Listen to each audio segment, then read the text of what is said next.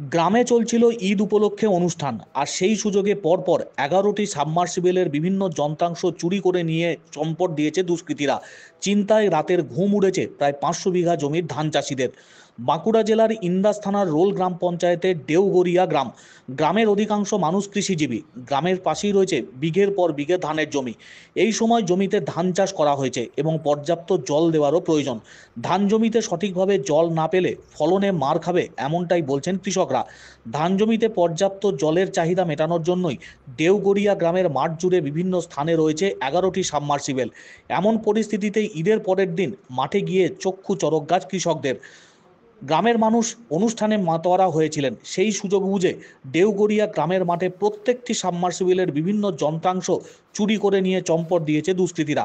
সাবমার্সিবলের ঘরের তালা ভেঙে চোরের দল চুরি করেছে সেই সমস্ত যন্ত্রাংশ।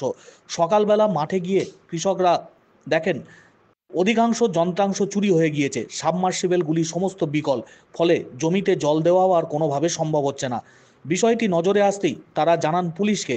সামগ্রিক ঘটনার তদন্ত শুরু করেছে পুলিশ। তবে কে বা কারা এই ঘটনার সঙ্গে যুক্ত সে বিষয়ে এখনো পর্যন্ত কিছু জানা যায়নি। তবে চিন্তায় পড়েছেন এলাকার ধান চাষিরা।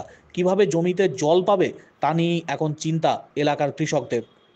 দেখি দরজাটা খোলা আছে, তারপরে দেখুন যে এখানে সমস্ত আমার মিটার, তারপরে কেবল তার সব দেখি সব কাটা আছে, সব নিয়ে নিয়েছে তারগুলো, আর সব ভেঙে ভাঙচুর করে দিয়েছে। আমি মনে করছি হয়তো আমার হিংসা করে কাজটা আমার কেউ করে দিয়েছে। আমি এবারে যাচ্ছি, তারপরে আরও সাবমার্শাল পার্টি যারা সব আসছে একে একে, আমি যে আমার সর্বনাশ হয়ে গেছে, প্রায় 3-4 হাজার টাকা 5 হাজার টাকার কেস। হ্যাঁ, মিস্ত্রি থেকে সমস্ত জিনিস কিনতে গেলে তো আমার মনে হিংসা করে কেউ করেছে, বুঝলে। কেন যে জিনিসগুলো চুরি হয়েছে সেটা মোটামুটি হয়তো এমন কিছু বেশি বেশি টাকা লয়, কিন্তু ওগুলো নতুন করে কিনতে গেলে আবার মিস্ত্রিদের খরচা সেটা অনেক আর কি। সেই জন্য আমি চিন্তা করি যে আমার হয়তো হিংসা করে কাজটা করছে।